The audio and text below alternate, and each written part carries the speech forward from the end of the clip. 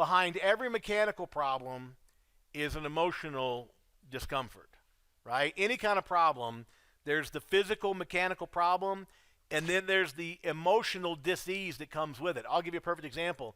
We're cleaning in the shop here yesterday. Krista are doing something over by that silver Camaro, and they're like, yo, dude, you got some shit leaking here. On an old car, it's always something. And I look under there, it looks like antifreeze, but it's much thicker than antifreeze, and so I just cleaned it up and put a panel under there.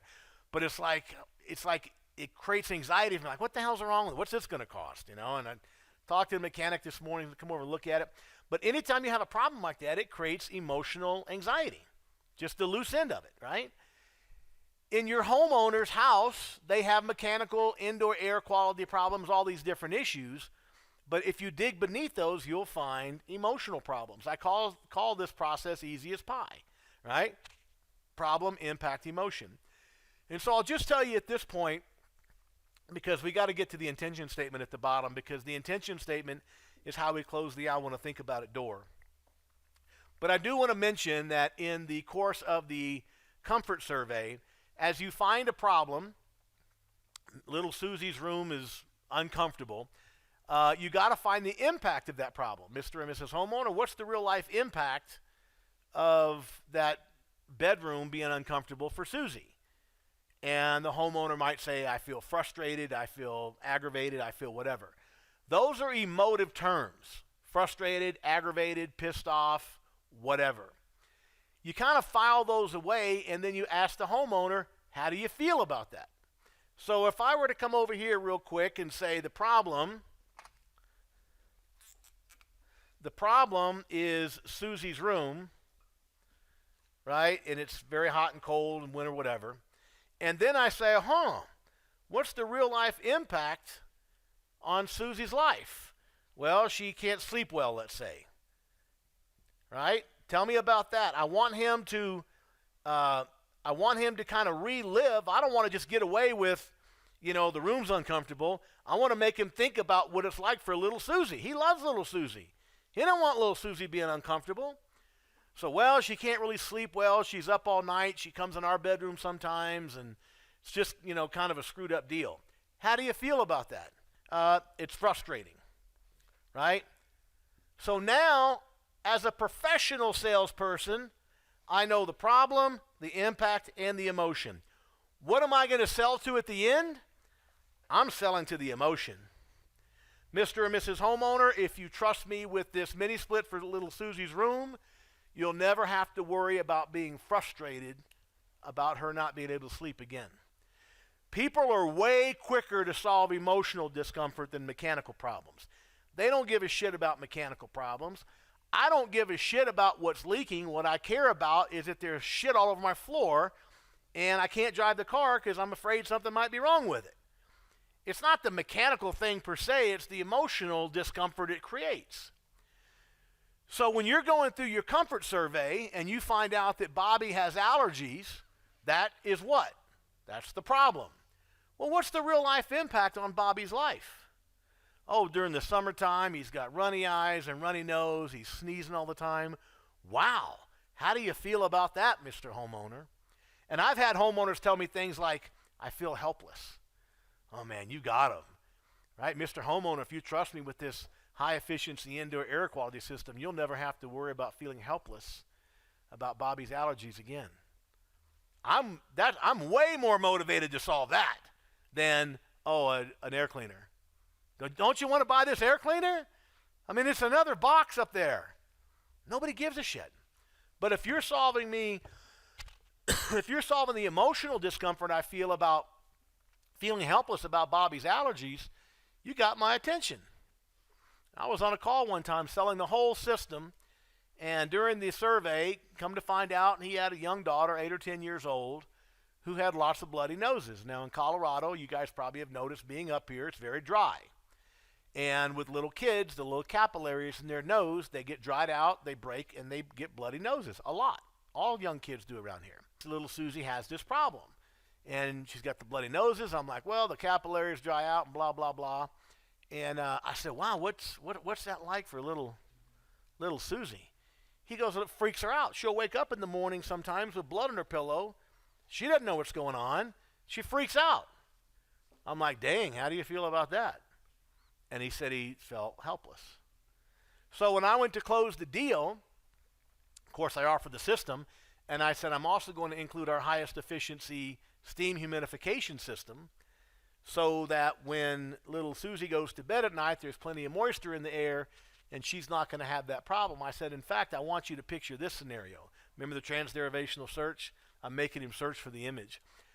We were in the living room. I could see the stairs and the bedrooms up there.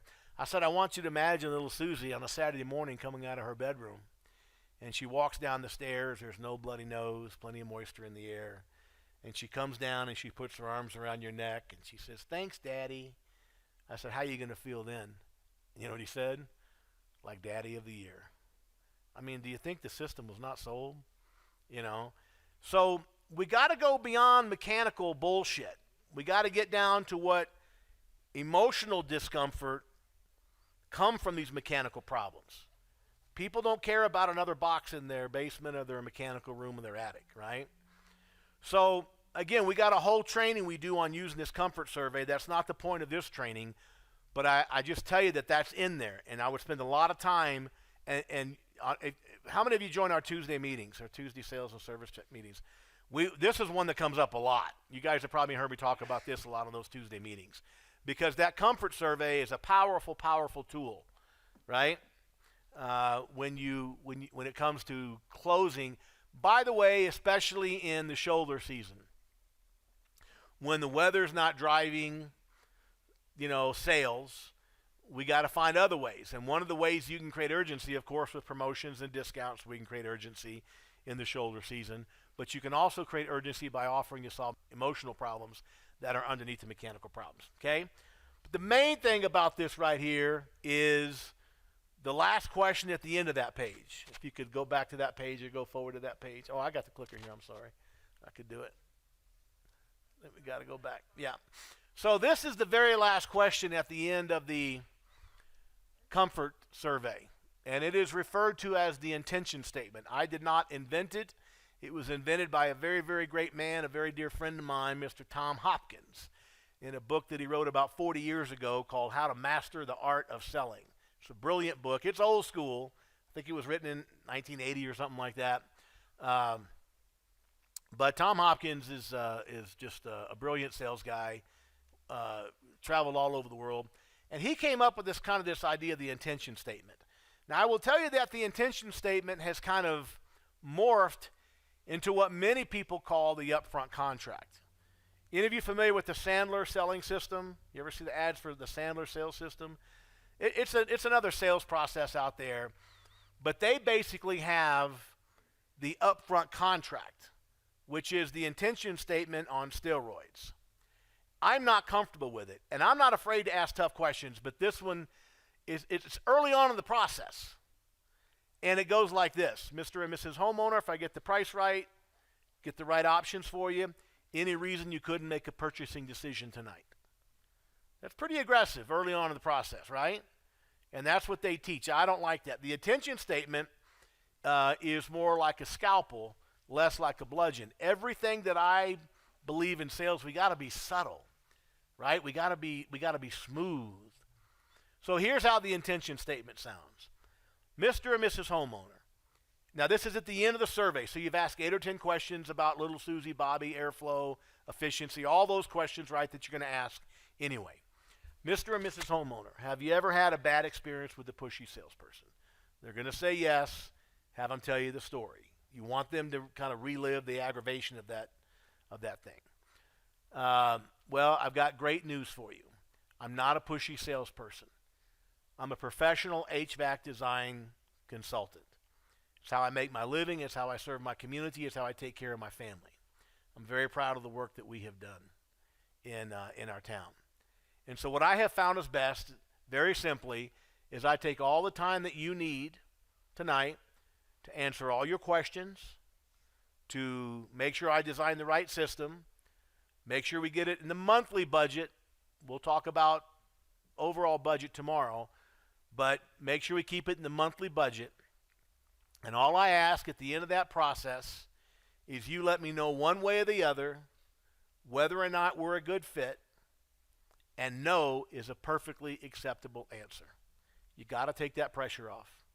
You don't want them to feel trapped. All I ask is let me know one way or the other whether or not we're a good fit for you and your family, and no is a perfectly acceptable answer.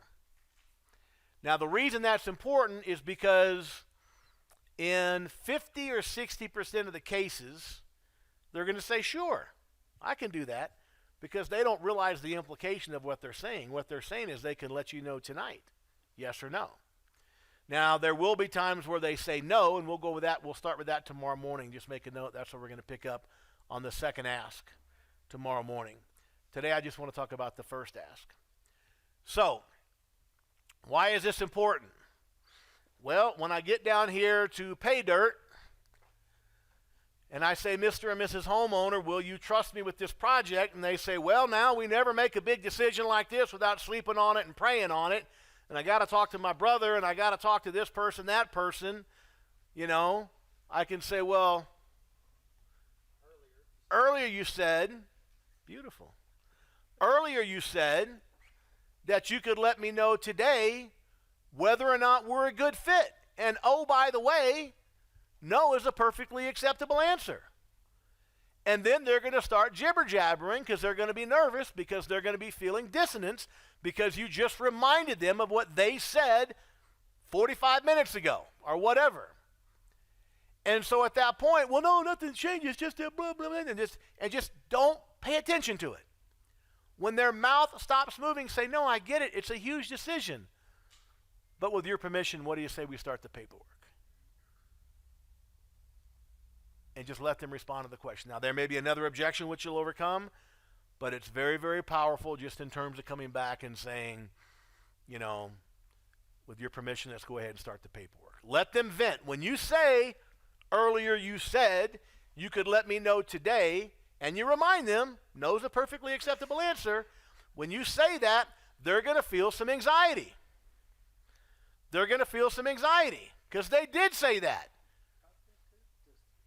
Exactly. Cognitive dissonance. They know they said it. And so they'll feel a little anxiety. When they feel anxiety, they start, what do people start doing when they get nervous? Chatter, chatter, chatter, chatter, chatter.